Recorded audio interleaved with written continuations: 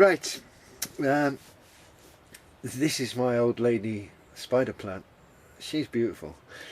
She's terribly neglected. She's been in this pot for 3-4 years at least, and she hasn't been repotted in that time. She's been given some plant food, but she hasn't been repotted. She was huge, but she's died off because she hasn't been watered. She's had about 3, maybe 4 waterings over the entire winter period up till now, and she's absolutely bone dry. This is bone dry stuff, and it's just a massive root. So I'm going to repot her, but I can't get her out of this pot. She's grabbed hold so tight I can't get her out. So resorting to drastic methods, I'm going to put a saw down here, if I can get it in, and work it round, just to break the seal on her, hopefully without breaking the pot, because I can't afford another one. But she is grabbed on like nobody's business. So she's due a repot, and she's due to be hung up in a new place. She's been in the garage for a long time. She has to come in because of the frosts from the conservatory. They do a very nasty job on her. Right, well, I'm hoping that will be enough. So we'll see if she'll tip out. Come on, baby. Oh God, she's still solid. Still absolutely solid as a rock. Oh Lord. Sometimes plants need some drastic measures.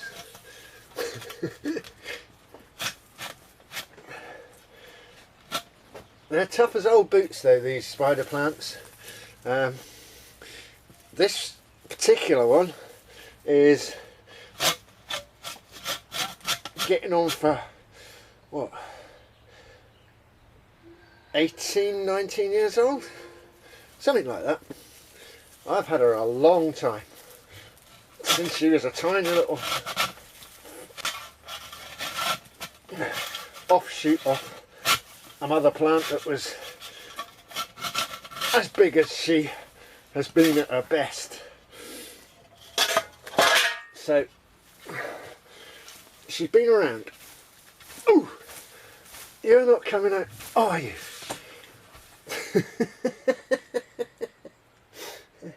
Oh dear. Right, I'll have to find a poker. Let's see if we can force her out.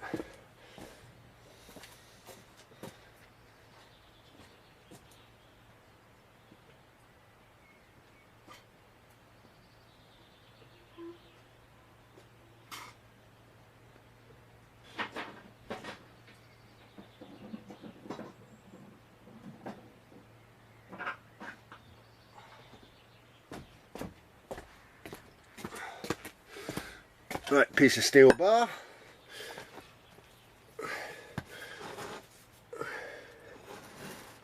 That's just going to push that straight down into the earth, isn't it? Yes. Okay. Hole in the bottom of the pot.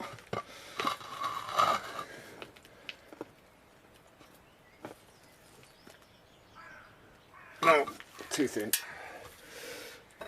Oh, this is going to turn into a marathon, I can see. And there's me videoing it, thinking she'd just slip out. Come on, baby. I can see you moving. I'm going to fix you, I promise.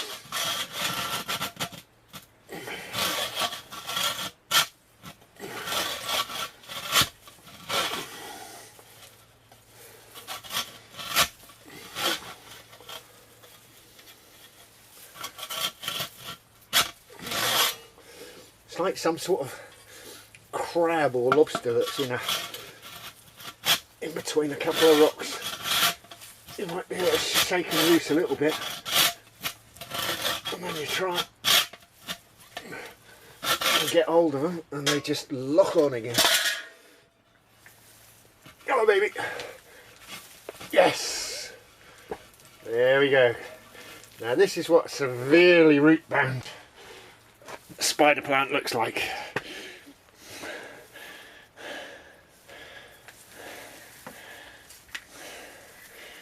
Because it's a form of grass, really, I believe, it will take any amount of abuse, any amount, and come back. Now because this one's so badly oh sugar, so badly root bound, I'm actually going to cut this in 4 pieces with my saw. I'm just going to treat it really badly. I'll try and cut through where there's a gap between them. I know it looks terrible, and I know it looks like it's going to do huge amounts of damage. Yeah, it probably will, but she'll survive.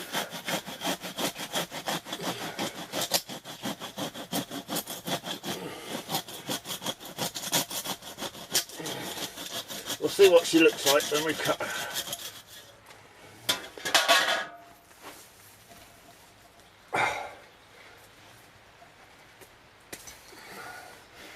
Right, see, the middle is little root, very little root. She's put her roots out to the outside after using all this, searching for something else, after using the compost, searching for something else to eat and not finding it, apart from the plant food that I put in the water. And I don't put much of that in for the spider plant. She is very, very neglected, there's no doubt about it. This is one of the most neglected plants I have. Look, that's solid root matter there. Okay, so can we get away with cutting her again? I can hear people screaming, no, no, no, don't be horrible. And I think you're right. I'm not going to cut her again. I'm going to give her a chance to make that up half a pot, because if I do, I'm cutting through that rhizome. Well, now I can do that. Yeah, okay. No, she's going. I'm going to cut through that rhizome, for good or for bad. We'll see what happens.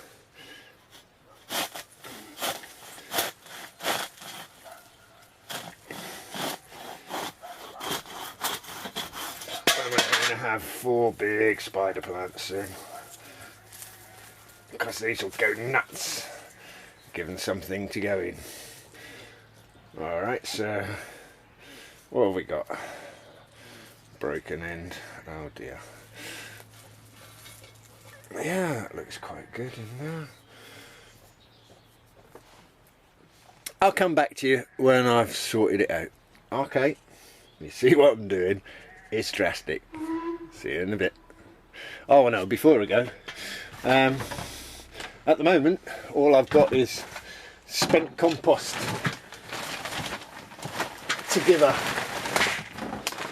It's last year's bedding plant pot compost from the front. So what I'm going to do is give her some of this organic pelleted fertiliser.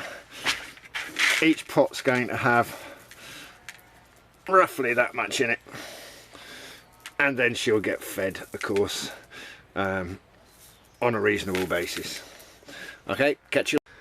Okay, here she is with 2 of those quarter sections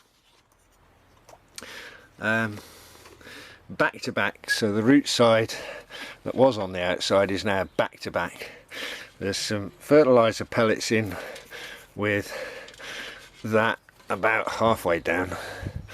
She's got a little bed of good compost on the bottom, with a whole bunch of crocks that I've smashed up this time. There you can see them. The second pot will be done the same way, so it's just simply chuck in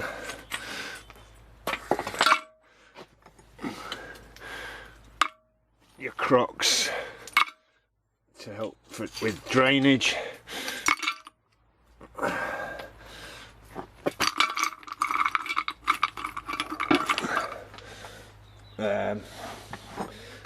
We've got a semi-decent growing medium here, which was fresh this year. I'm going to cover the crocks with an inch or two of that.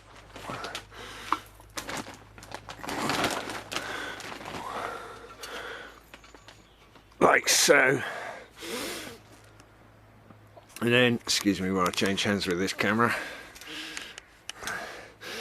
And then basically I'm going to break the bottom part off the spider plant up to about there-ish, so she'll sit down in the pot again.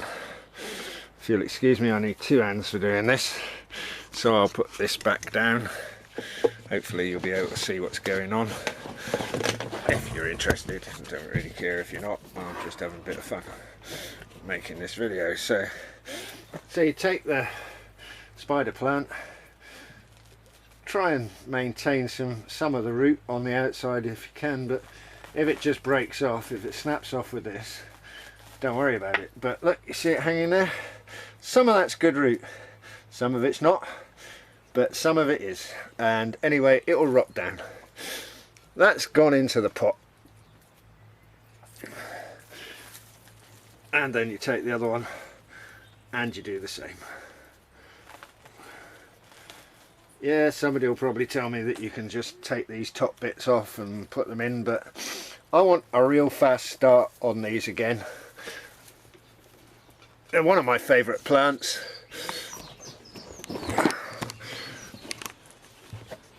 There's the two of them back to back. As you can see, root side, back to back, and then I'll fill in again. You'll see them when they're finished shortly. Okay, ta-da. Right, that's the spiders potted. You see I've left an inch or two of freeboard on the pots. That's so that they can be flooded with water, which is what I do with spiders when I do water them. I do ignore them a lot, but when they do get watered, they get flooded. These are going to need several soaks to get all the way through that. I need more water, typical.